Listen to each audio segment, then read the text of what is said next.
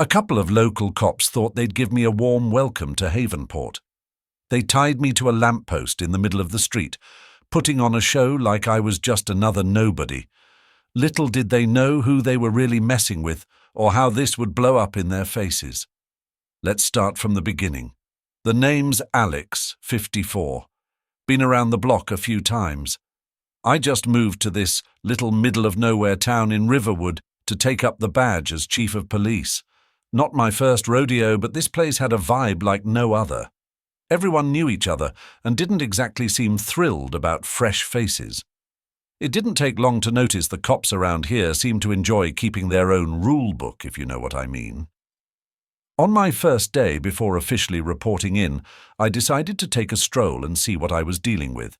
There I was, blending in with my worn-out cap and an old jacket, just another guy on the street. I walked into this local cafe, the kind of place that looks like it's been around longer than me. The second I stepped in, I felt a dozen eyes on me. You know, the classic, you don't belong here vibe. Two cops sitting in the corner were laughing their heads off about something, but I could tell I was the punchline.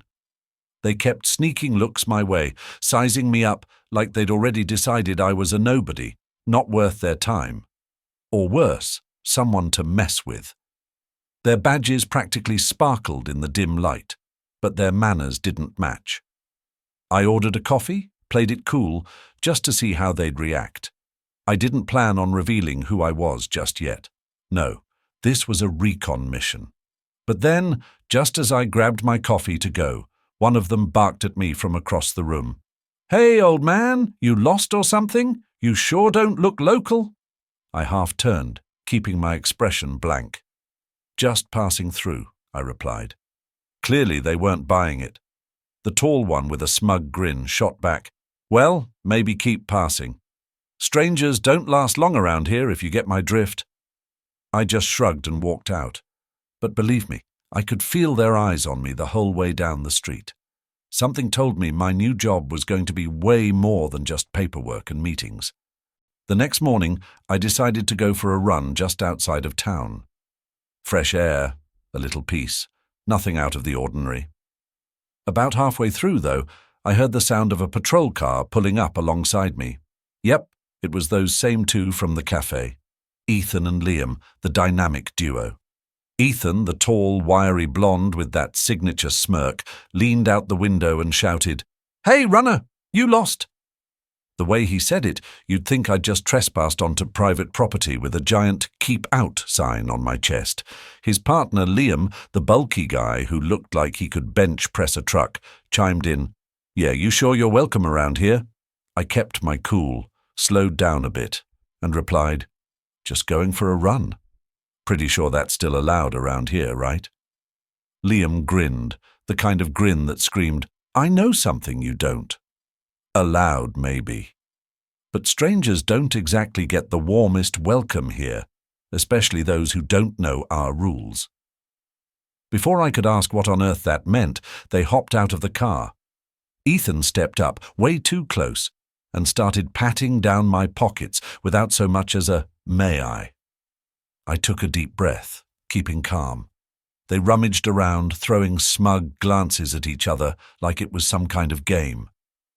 Ethan finally pulled out a random scrap of plastic from my pocket. His face lit up with some twisted excitement. "Well, well, look what we have here," he sneered, holding it up like it was some sort of trophy. "This yours?" I just stared at him, not taking the bait. It was obvious they had this little setup planned. At this point, I'd had just about enough of their welcome, but I knew I had to stay cool. They had no idea who I was, and this definitely wasn't the moment for a big reveal. They each grabbed one of my arms and yanked me toward the center of town. No explanations, no questions, just dragging me along like I was some stray dog. They hauled me right over to the big lamppost in the middle of the town square. People were milling around, going about their routines. A few stopped, curious, while others didn't seem surprised at all. Ethan and Liam acted like they were putting on a show, cracking jokes, bowing dramatically. "Ladies and gentlemen," Ethan announced mockingly. We've got ourselves a big city troublemaker." Liam played along, adding, "Yep, bet he's hiding a few tricks up his sleeve, or maybe in his pockets." They tied my hands around that lamppost, making a big spectacle out of it. People pulled out their phones, recording the whole thing like it was the highlight of their day. Some chuckled, shaking their heads. Others just stared, confused or indifferent. Ethan soaked it all in, loving the attention. He leaned in close, loud enough for everyone to hear. "Looks like we got ourselves a real troublemaker. Can't have people like you just waltzing into our town." The whole thing was ridiculous, not funny, just disturbing. These guys were so into their act, they didn't even care how obvious their setup looked. I'd seen some low moves in my day, but this was something else. I had to remind myself to stay calm, let them dig their own grave. So there I was, tied to that lamppost, while Ethan and Liam strutted around like they'd just bagged the biggest catch of the year.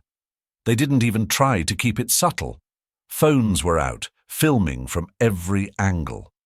Some folks chuckled. Others seemed genuinely curious, probably wondering what was going on with this outsider in their town.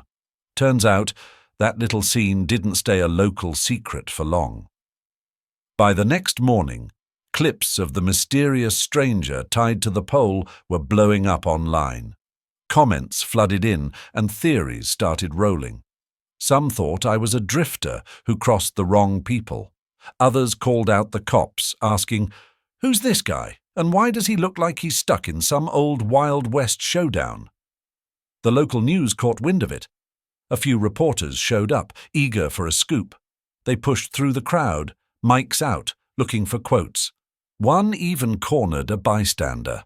What did this man do? Did anyone see him commit a crime? The response? A shrug and a muttered, "Beats me. Looks like the cops are just having fun." Meanwhile, Ethan and Liam were still riding their high, pacing around the square like they owned the place. Cracking jokes, posing, playing it up for the cameras. If only they knew how quickly this was spiraling out of their control. Watching it all unfold, I couldn't help but feel a spark of anticipation.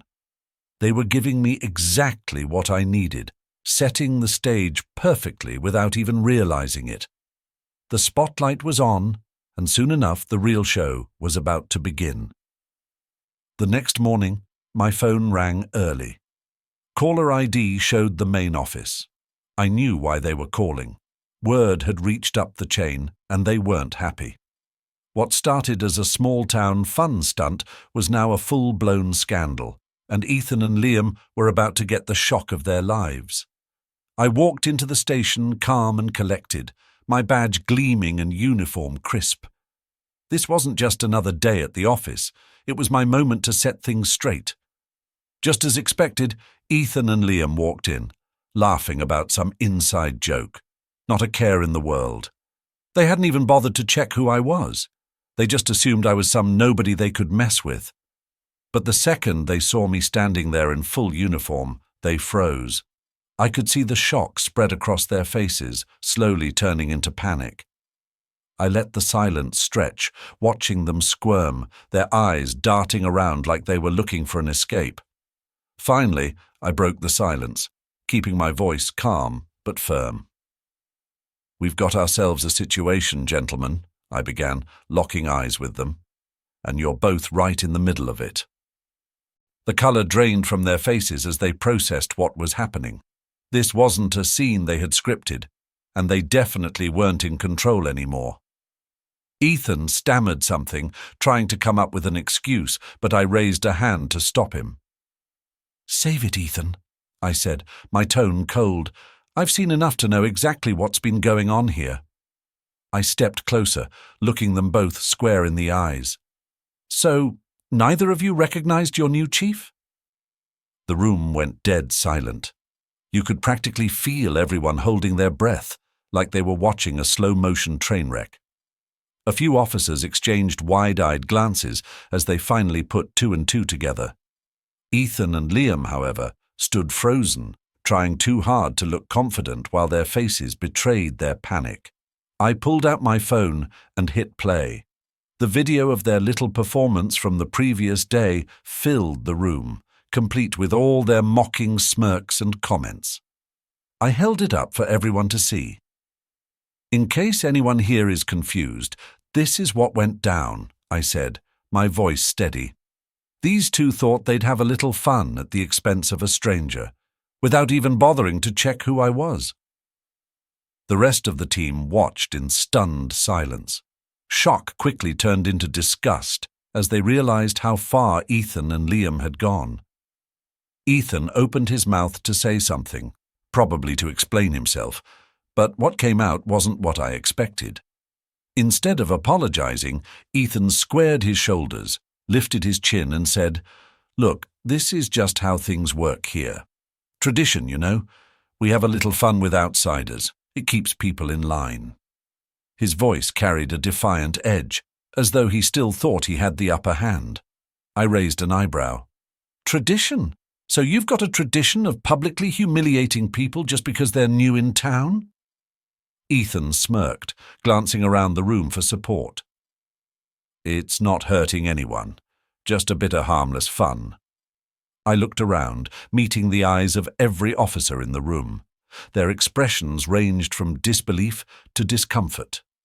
They were starting to understand just how deep this problem ran. Within days, the story blew up like wildfire. What started as local gossip became headline news.